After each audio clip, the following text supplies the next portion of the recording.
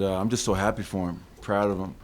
Has not been an easy journey for him, but I think this year we've seen Jamal have moments where that's the Jamal Murray that we all love, remember, and I think, as you mentioned, Mike, I think he's just really excited to get back out there, play, and remind people of what he's capable of.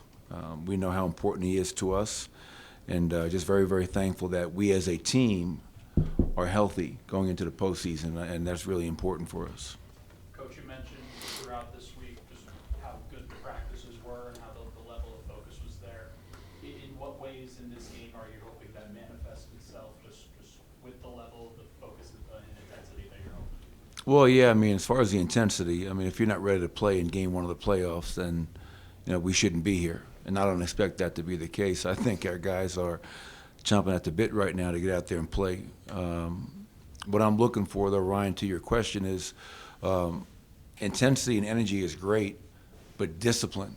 I think when you get into the playoffs, I always tell our team the most aggressive team and the most disciplined team is going to win.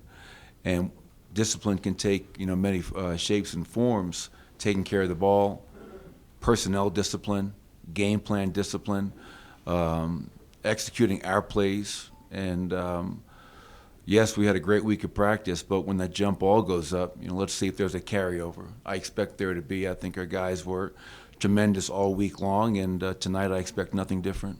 What are your thoughts on when Towns staggers and then this where Nicole is not on the floor? How do you try and match up with Cat in those situations? Yeah, I mean, we'll look to kind of counter what they're doing in terms of their sub-rotation, but we have our rotation, and we're going to give our guys a chance to play, not named Nicola.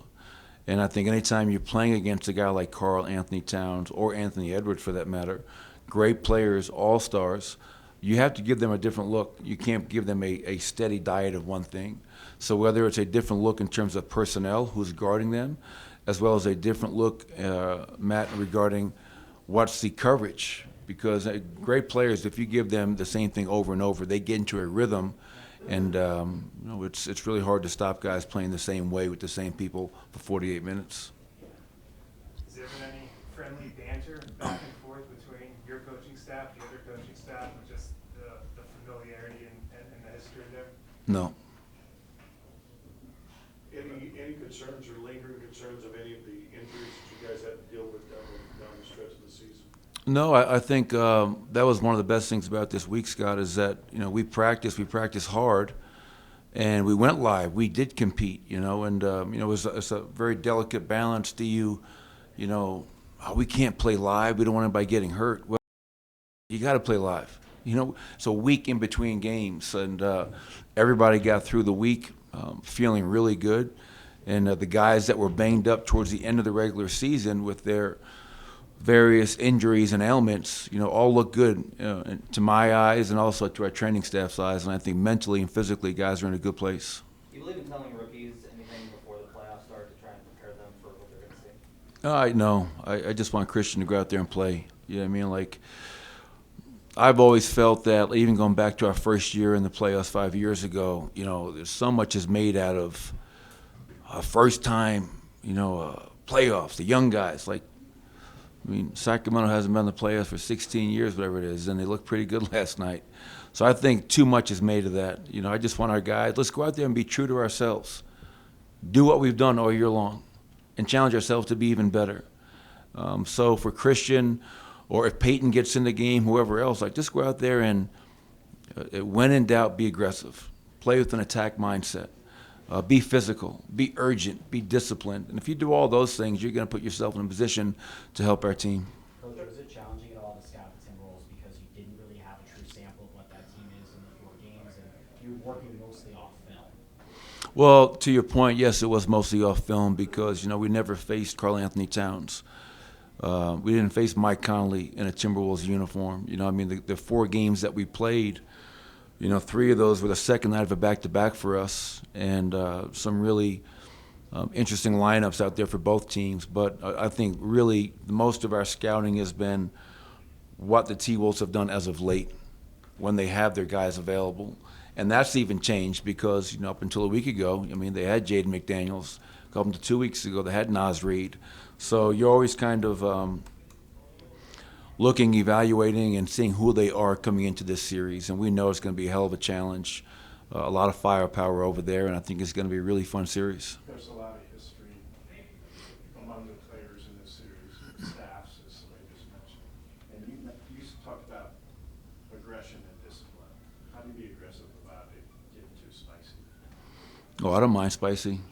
Yeah, I mean, this is the playoffs. I mean, this isn't like regular season games. This is every possession matters. So yes, I want to be really disciplined. I want to be the most aggressive team. I think that usually bodes well for whatever series you're in. But I expect spicy. This is the playoffs, man. This is not regular season. This is not preseason. We're fighting for something special. And we know that to get to an NBA championship, you have to win a lot of games, 16, against some really good teams. And no one's going to lay down. They're not going to roll over. So I think that's really important, kids, that we have that mindset of a hit-first mentality and sending a message. And hopefully we're able to do that. How has the addition of Mike Conley and the spotting alliance on Kyle Anderson affected your perception of the way they play now? Well, we're so familiar with Mike Conley, division rival in Utah for years. We played them in the playoffs in the bubble. Have the most respect, utmost respect for Mike Conley, the player, the individual, how he carries himself. And he's just a true vet. I mean, you look at what he did, since he's been there, running that team, organizing that team, making both Carl and Anthony and everyone else better. I mean, that's what great point guards do, and I think Mike Conley has long been one of the most underrated players in the league. And then Kyle Anderson, to your point, I think Kyle is was a great acquisition for the T-Wolves. The reason I say that is his playmaking, his passing. He's another guy, it's like a point forward. They can play through when Mike is off the floor, and he also makes his teammates better. And what's even more impressive is that his defensive versatility. I think throughout this series, Kyle Anderson will probably guard every one of our players at some point. And they use them as a Swiss Army knife, and it's a role that he not only accepts, but he embraces. Appreciate it, everybody.